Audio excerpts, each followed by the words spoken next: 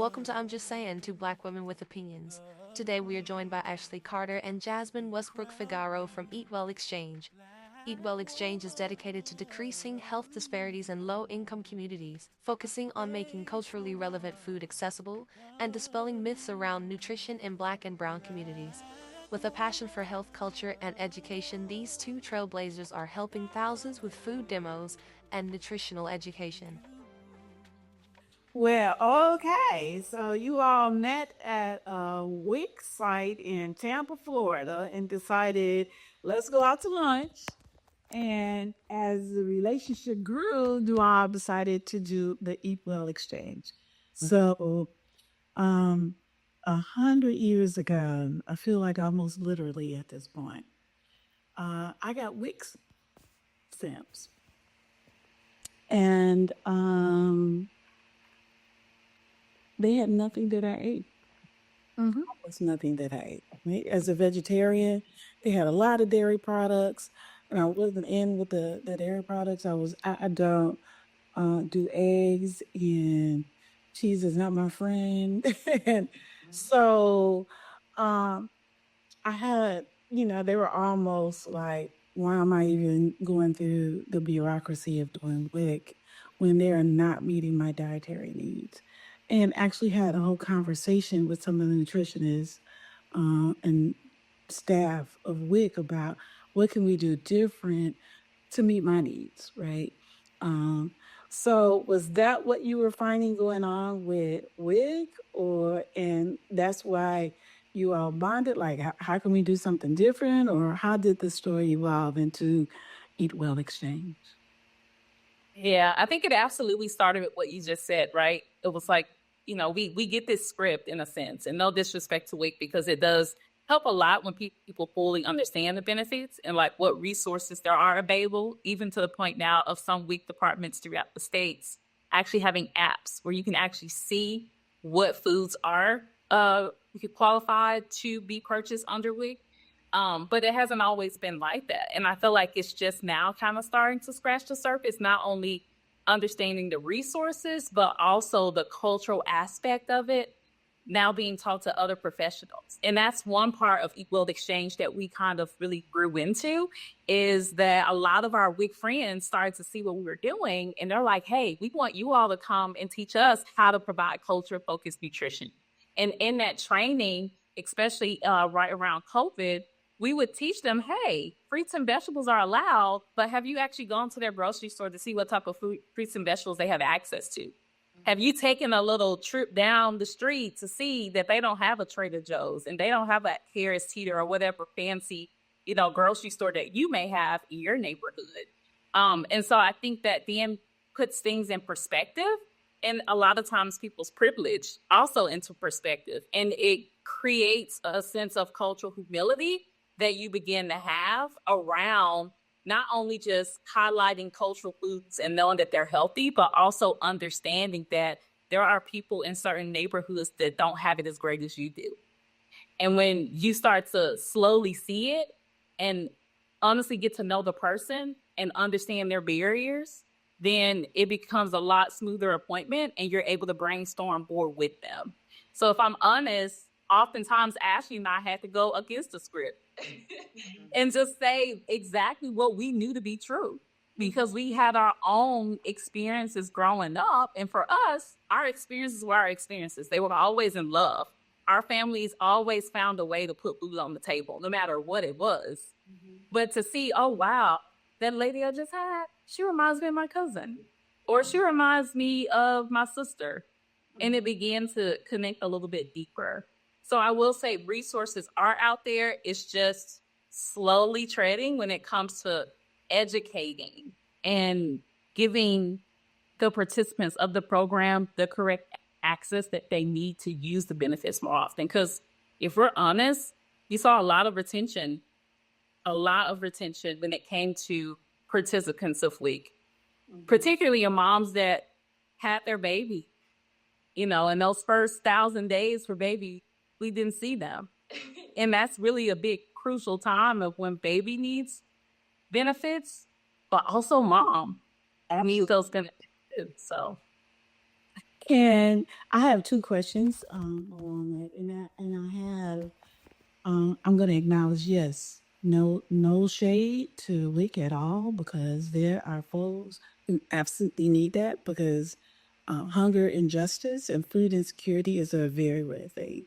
So I am all about food assistance programs and how they improve. So part of my question is, have you been part of that internal change in terms of how did you all flip the script inside of WIC to get it to be more responsive to the real life of the women and communities that they served? Have you all been part of that? And then give me an example of how you all flipped the script and what that was. Okay, well, when it comes to WIC, I worked for WIC for 10 years. So in that time, I served a lot of different roles, from nutrition educator and then site supervisor by the time that I left. So while I was working for the WIC program, I was able to like better educate my staff. Like when I was doing their quality assurance, like, and just overhearing things that they would say. And I'm like, wait, what do you mean? What do you mean she's not going to do this? Did she say that, or are you saying that? So just kind of being more aware of the bias from the people that I served. So then when that translates to EatWell Exchange, now we're being hired to present to different WIC offices and different organizations throughout the nation. So we're able to teach the providers how they can be, how they can better serve the communities that they're working with. And one thing that we typically tell them is that people that are in these food deserts, swamps, apartheids, they don't know. This is the only life they know. And I can say that for someone who grew up in Liberty City, which is a, lower income community. I never walked around and said, oh, I live in a food desert. Well, of course, that wasn't the terminology then. But I never said like, oh, there's no food around here, because this is the only life I know. All I know is walking to the meat market or going to, Winn-Dixie or Publix, or usually Winn-Dixie, like every other week, because it was so far from where I lived. So that was my normal life. So we always educate them and let them know that when you ask them if they're food insecure, they're going to tell you no, because food always gets on the table. But what does their family have to go through to get it? So what we do is we work with providers as far as like the linguistic approach. So teaching them how they can ask better questions. And that's questions like, oh, who typically takes you to the grocery store? Do you take yourself, or does a family member take you? Even questioning, so how do you feel about, what they mentioned about your child's weight?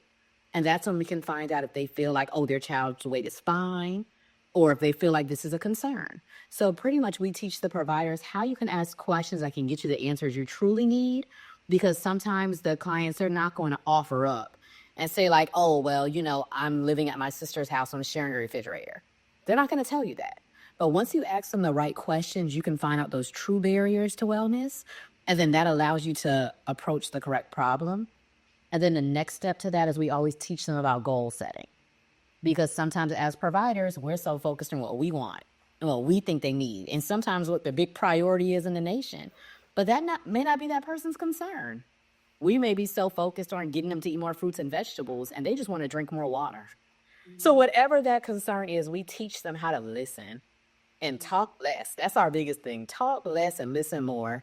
And when you do talk, ask the right questions. So that way you can know how to guide someone and make sure it's about them. All their reactions should be very community driven. So find out what matters to them and then show them how to get there. Because we don't want people to need us forever.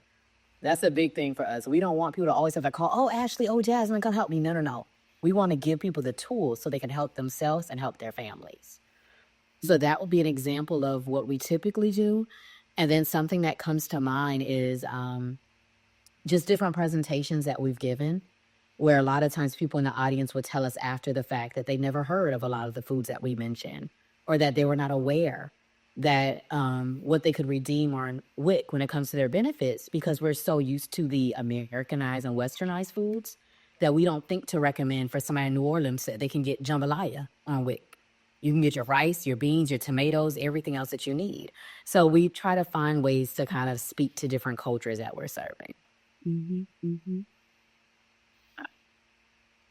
I'm listening, and it sounds like there are two different audiences that EatWell Exchange folks.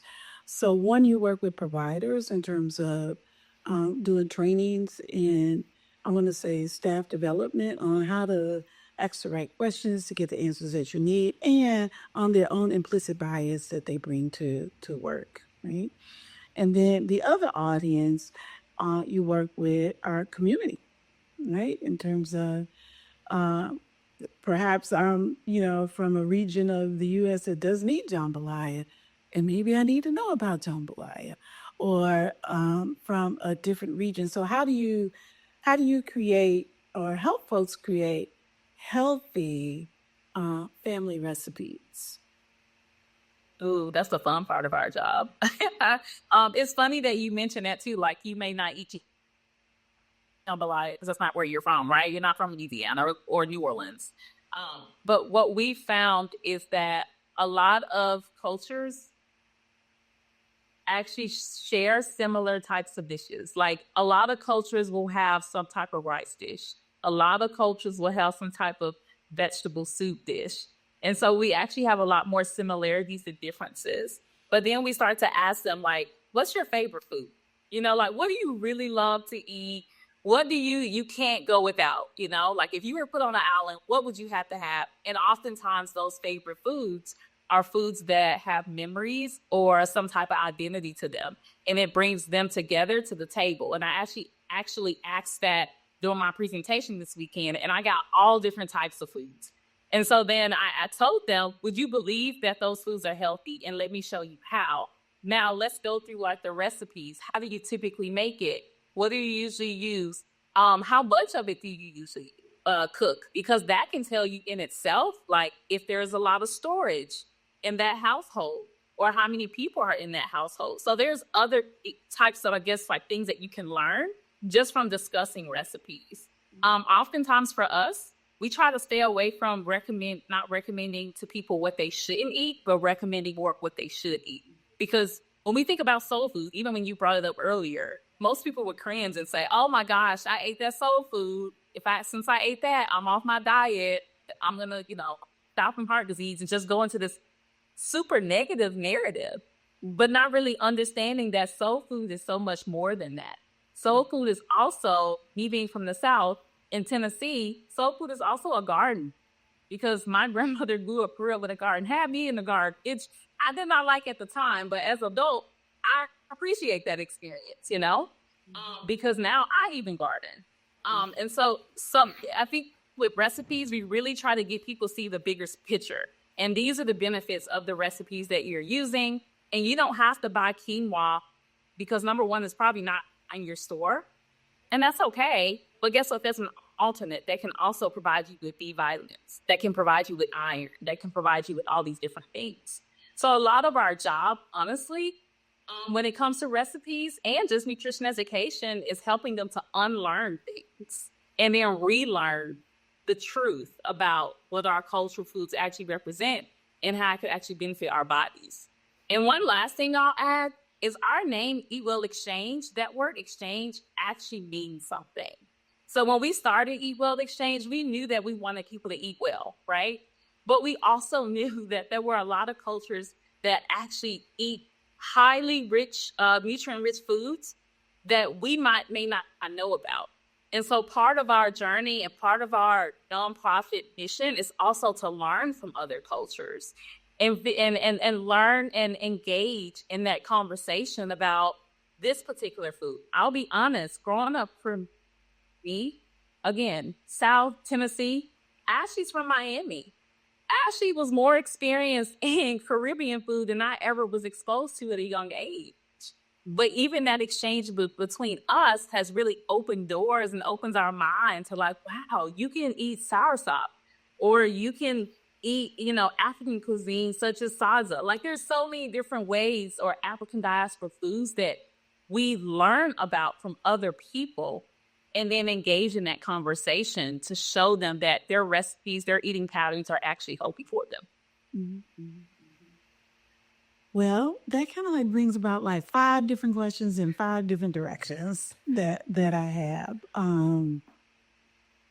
So I like that question in terms of when you ask folks, what's your favorite food, right? And there in for our program, Kitchen Divas, when we're talking to potential chefs, I asked them the question, what's your favorite food to eat?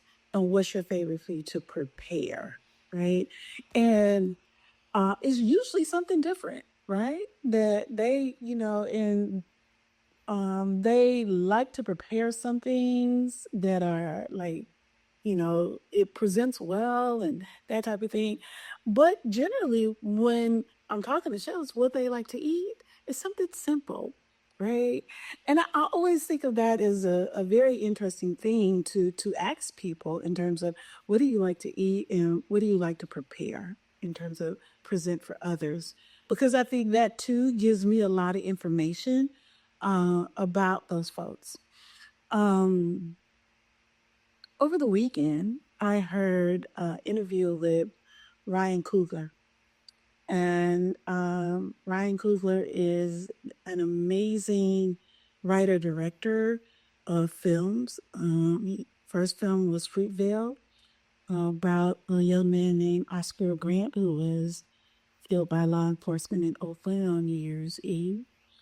And he has done then Creed and then Black Panther, and now his new film out is Sinners.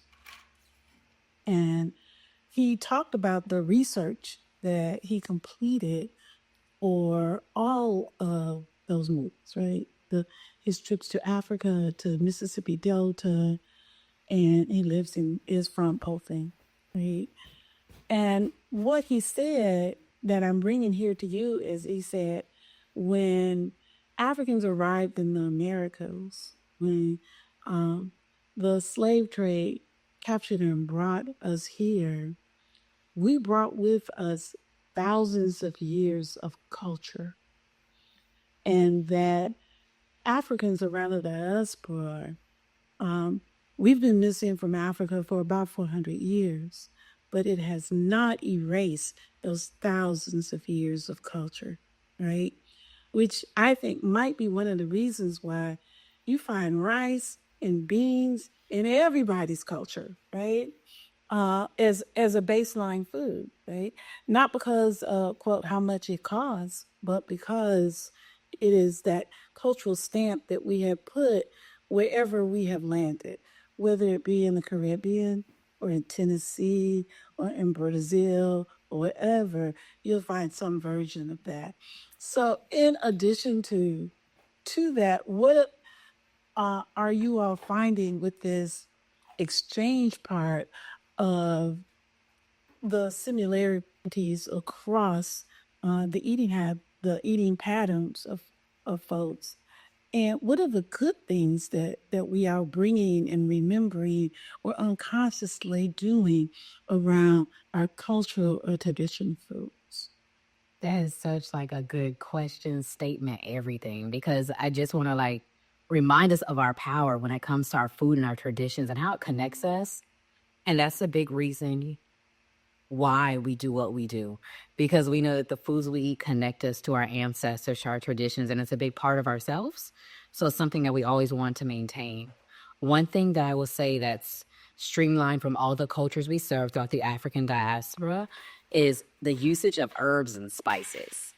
So when it comes to like the prepackaged seasonings, I feel like that's more of like a learned behavior we have now. And also, of course, affordability because it's packaged, it lasts a long time. But I feel like in a lot of the cultures that we work with, they're using, thyme, they're using basil, they're using oregano, they're using, different herbs, allspice, star anise. Like we're using all of these different herbs and spices to bring out flavor and also to transform our dishes. And so that's one thing that we see, that our foods are really transformative. We can take that same piece of whether it's beans or chicken or whatever it may be as the base and make it into 20 different meals by using different herbs and spices. A great point of that a lot of people don't realize from different cultures is that there's essentially no sodium when you're using fresh herbs and spices. So that shows you that a lot of times we connect flavor to being high in sodium or flavor to being unhealthy. That's what a lot of the westernized cultures do. But it shows you that that's actually the opposite of the case. Because if we really tap into all of those herbs and spices and marinades that are made, whether it's epis or, different sauces and spices that are used in different cultures, it shows you how much we bring flavor without needing any type of salt. Or if we do have salt, very little, just a pinch of salt at the end to really bring out the flavor. So it's one of those things that really connects us to the original cooking methods. And then it shows you how we had to adapt over time by using some of the prepackaged seasonings and even like, the frozen foods that are already seasoned and things like that. To me, that's more of an adaptation compared to our original tradition, which is cooking those foods because we had time to do it. And we had the resources and availability of all those herbs and spices as well. And I do want to add in just something interesting. I'm also a professor at FAMU in Tallahassee. So I'm a science and nutrition professor. And every year, the assignment that I love the most is I have my students write out their food story. And whenever I sign it, they're like, I don't know what this is. I don't know what she wants. But I'm like, no, think about it. Tell me your life story through food. And they have to start off from when they were a young kid, the smells they remember, the foods that they ate. And then it's funny because as I'm reading, it tells me everything about them. It tells you their income status, their region, their family dynamics, who worked in the house and who didn't. And so it's like so much of our life is connected to the foods that we eat and the foods that are prepared for us. And a lot of times that's their reflection because after their food story, I have them write a little paragraph at the end to tell me what is it that they learned about themselves from telling their story about food. And that's usually their biggest reflection. Like they didn't notice how much food connected them to their parents, their region, and everything until they went off to college. And now their food story is chicken wings and mac and cheese and whatever else. Like I gotta go on the run. Exactly. So I want to continue that because it really shows like how much the foods we eat connect us to our family, our traditions, and the story it tells about who we all are. Yeah, I want to add to that too, because as you were talking, Ashley, it made me think about one engagement interaction that we do on social media. So we're very active on Instagram, and we came up with this idea of name that fruit. And so we would post like a picture of a fruit, and then people would name different names for the same fruit. Again, showing like that connection. And one that I think of, like one particular vegetable that I think of is childy squash. In certain cultures, that's called childy squash, right? But in my husband's family from Louisiana, his mom was like, oh, that's millitones. And it's like, wait, you call it mellotons? And they explain like why they call it that. It's because of the way that they prepare it on holidays. So I wanted to add that because I would be interested too of how many like papers, Ashley, that you actually read of people talking about the same type of food or maybe the same dish, but calling it something different. Again, showing that connection that we all have with foods. Yes. Definition. Right? Because people call plantain a lot of different things. No, and from is quote raw state, green bananas or ripe or whatever to however they cook it and what they call it. So yeah. All right, I think that's very cute. So you have to absolutely share your social media with us too. Yes, of course. While you were talking to Ashley, it also made me think of that TV series High on the Hog. And that whole process of slow cooking, right? Or making something from scratch, right? And many of us had the opportunity to have food from scratch because we had an extended family member in the house, great aunt, big mama, whomever in the household. And that's not happening so much anymore. We don't have the opportunity to do that slow cooking, even though it's coming back as a movement, but only with folks who could afford it. So if we are living a fast-paced lifestyle, webinars on the weekend and that type of thing, how then do we manage to get the most nutrition or the best nutrition out of our food because we're moving so fast? Yeah, that's a good point. When you were talking, I thought about collard greens just because I remember growing up like my grandmother Saturday night is when they started the collard greens. Okay. And still went all the way into the morning. And they called it pot liquor, the blue at the bottom, but really where all the nutrients ended up, the vitamins and minerals ended up, honestly. But knowing like that's not everybody's journey anymore because so much has changed, just in the social aspect of like what a family is and like what we're doing now. We're so busy. But we have recipes and we create recipes with that in mind. And so one recipe that we have is like a jerk inspired collard green or spiced collard green where you can use collard greens, you could use vinegar, you can use the seasonings, but saute it and even saute it in like a cast iron skillet. And it's ready in less than 15 minutes, depending on how you like the texture to be. And you can still get some of that pot liquor at the end, right? But at least it retains most of its nutrients because those water soluble vitamins aren't leaching out of them, just only being in the pot liquor. And so I think we always keep that in mind. And that's one example of how we've been able to like transform different recipes, but also still have the same flavor and a similar flavor that brings us back to when grandmother cooked the greens. Even when it came to like when Ashley's talking about salt, right? We're not saying you can't add any meat to your greens, but what type of meat are we adding to the greens? And how can we supplement that with herbs and spices to enhance the flavor? And also understanding too that there are certain fats that are healthy for us that can enhance the flavor and actually help absorption of a lot of different vitamins that are in that particular dish. And so that's kind of the route that we go along with too, but also understanding if there's other social determinants of health that may be impacting like what they're able to cook and what they're able to prepare. And one last thing I'll say is we are truly dietitians of starting where you are. Like we don't expect for you to, all right, now you got to have your meal prep and all your little containers set up. And because I think sometimes that's what people think of when we think of meal prep. And that's not necessarily true. We just talked about rice and beans. And there's so many dishes that you can make from that. And so you can have like 4 or 5 different dishes just from the base of rice. And then you can freeze them. So if there's storage, you can freeze those things. One thing that I like to do is while I'm cooking a meal, when I have all my energy on Monday, Tuesday, and Wednesday, I'm thinking of one additional food I can cook with every meal so that I can freeze it and have it ready for the rest of the week. So it's like little tricks and trades that you can talk with people and see if that can help. Along with cooking with family, I think sometimes we've lost touch with that, and which is why a lot of our initiatives, like our family culinary program on YouTube, we're cooking with kids to show that kids can get back in the kitchen too. We think that's very important, and that's a part of the experience, but it's also a part of teaching and passing on down certain recipes and certain foods that are filled within our culture and retaining that for the next generation as well. Mm-hmm.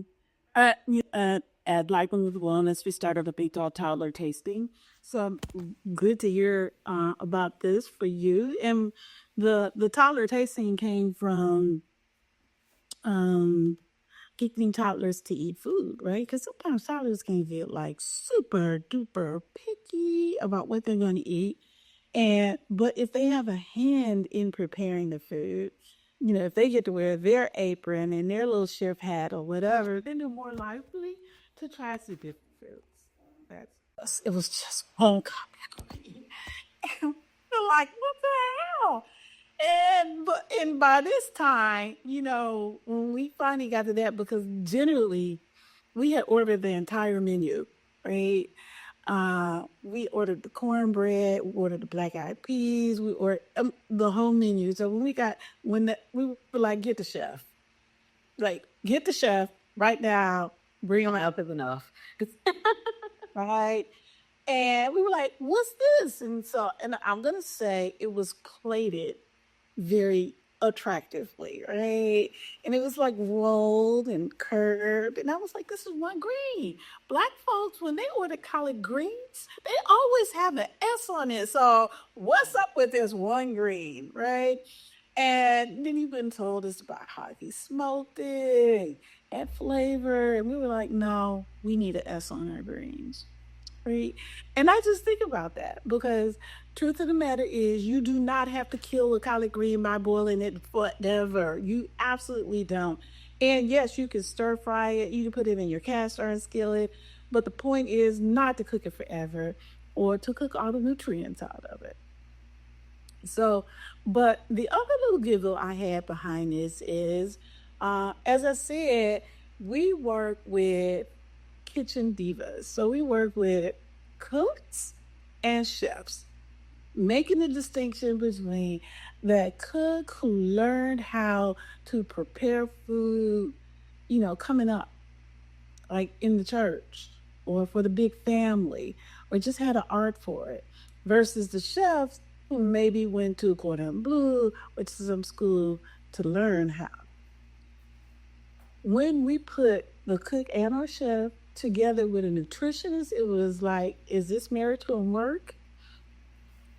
Because it was plenty of tension in the kitchen, right? Whereas the cook chef was very much focused on flavor. The nutritionist was very much focused on nutrition and retaining the value. And sometimes they came at odds with each other. So I'm hearing you all both have this nutrition dietitian training, saying that you have put together recipes. How do you navigate that space between tasty and attractive and traditional with nutritional value? That is nothing but the truth. As dietitians, we learn extensively all the nutrient profiles, all the enzymes that our body needs to digest. We learn all of that. We do have 1 or 2 classes, depending on your program, that are food labs, where we actually go into a lab and we cook. But that's more of the food composition. It's like taking an egg and making a souffle, making an angel food cake out of an egg and all of that kind of stuff. But we do not talk about flavor. And then the same thing for chefs. Chefs have an idea sometimes of what something healthy should look like. But when it comes to actually understanding and learning about the nutrients, that's just not a part of their study. They're all about flavor, taste, and usually if you work for a restaurant, your goal is to get people to come back. And people come back for fat, butter, and sodium. That's what brings us in. Yeah, that's what brings us in. And then we also educate them, because oftentimes we see a lot of access initiatives, but that one piece that's missing is the education part. And so we have signs, we have people, our team in the background, educating them of why this orange vegetable or section is healthy for you and how it can actually be prepped and cooked, and we provide recipes. And then our last pillar is the biggest and has become the most popular, is our culinary pillar. And it's crazy to think about now, but we have about 8 culinary programs with different themes. And so we have our diabetes prevention culinary programs, our kids culinary programs where we go into schools or we partner with other organizations and to provide these culinary programs for kids. We also have a maternal health, because that was our start. We work for WIC. That's always going to be in our heart. And so we have maternal health programs that we're starting. I'm actually excited because we're starting one in Memphis within the next few weeks. So it'll be our first out of town from where we actually are residing to start an additional program somewhere else in another location. So what? We have a men's. So I'm currently in Raleigh, North Carolina. Ashley's in Miami. So where do you do programs? So people ask us all the time.